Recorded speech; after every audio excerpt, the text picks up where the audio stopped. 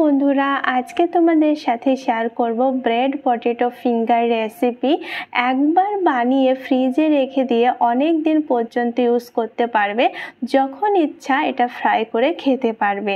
এটা বানাতে এখানে নিয়েছি সর্বপ্রথম 2 চামচ তেল, এখানে দিয়ে দেব শুকনো লঙ্কা। শুকনো লঙ্কাটা ভেজে নিতে হবে।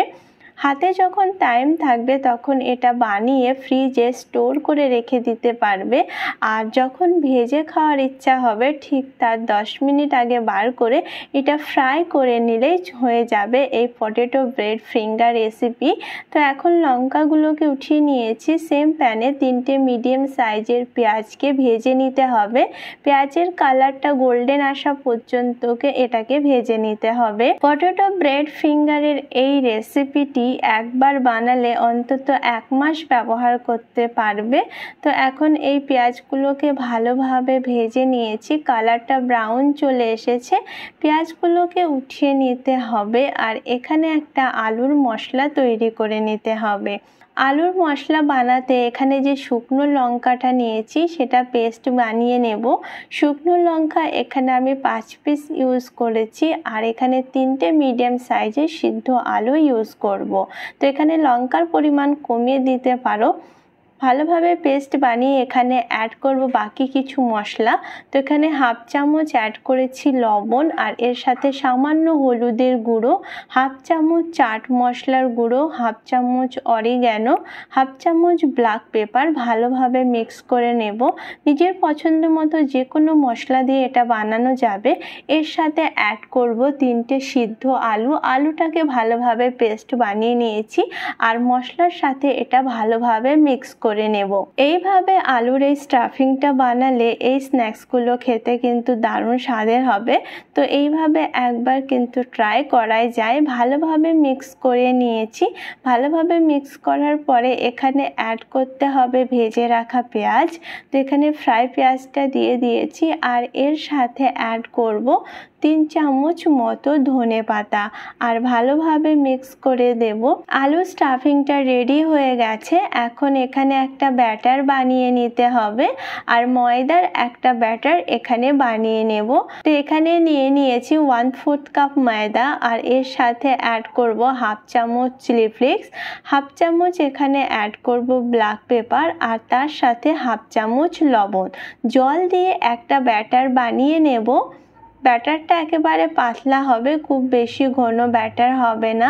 পাতলা একটা ব্যাটার এখানে বানিয়ে নেব, কারণ এখানে ব্রেড ক্রাম্ব ইউজ করব, তাই ব্রেডটাকে ডিপ করতে হবে। তো এইভাবে ব্যাটারটা বানিয়ে নিয়েছি, এটা সাইডে রেখে দিচ্ছি। আলুর যে স্টাফিংটা এখানে বানিয়েছিলাম সেটা এখানে লাগিয়ে নিচ্ছি। এখানে নিয়েছি স্লাইস ব্রেড, আর স্লাইস ব্রেডের উপরেই এই আলু স্টাফিংটা এইভাবে লাগিয়ে নিয়ে তারপরে ব্রেডগুলো পিস পিস করে কেটে নিতে হবে। যতগুলো ব্রেডের বানাতে চাও ঠিক সেই হিসাবেই ব্রেড ইউজ করতে হবে। একেবারে অনেকগুলো ব্রেড দিয়ে এটা বানিয়ে রেখে দেওয়া যাবে, আর স্টোর করে রেখে দিয়ে বাস যখন ইচ্ছা কিন্তু ভেজে খাওয়া যাবে। এখন কি করতে হবে, এই যে ব্যাটারটা বানিয়েছি এর মধ্যে এটা ডিপ করতে হবে। এইভাবে ভালোভাবে ব্যাটারটা লাগিয়ে নিয়ে তারপরে এখানে ইউজ করতে হবে ব্রেড ক্রাম্ব। ব্রেড ক্রাম্ব এর উপর দিয়ে ভালোভাবে লাগিয়ে নিতে হবে। তো এখানে আমি ব্রেড ক্রাম্ব নিয়েছি, আর ব্রেড ক্রাম্বে এটা ভালোভাবে কোট করে নেব।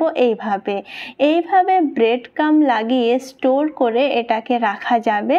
1 মাস পর্যন্ত এটাকে রেখে দিতে পারবে এইভাবে স্টোর করে। তবে ব্রেডের একটা ডেট থাকে, সেই ডেট অনুযায়ী 1 সপ্তাহ কিন্তু এটাকে স্টোর করে রাখা যাবে।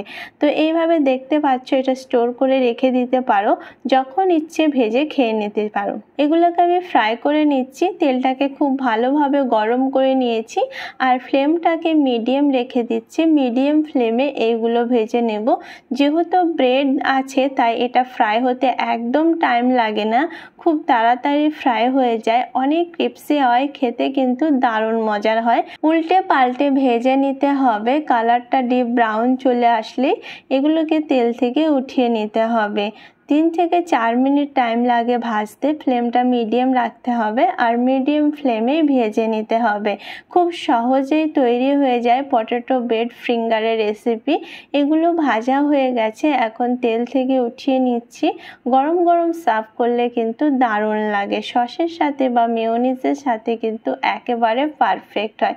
দেখতে পাচ্ছ কতটা ক্রিস্পি, কতটা মজার পটেটো ব্রেড ফিঙ্গার রেডি। একবার ট্রাই করো, আশা করছি সবার খুব ভালো লাগবে।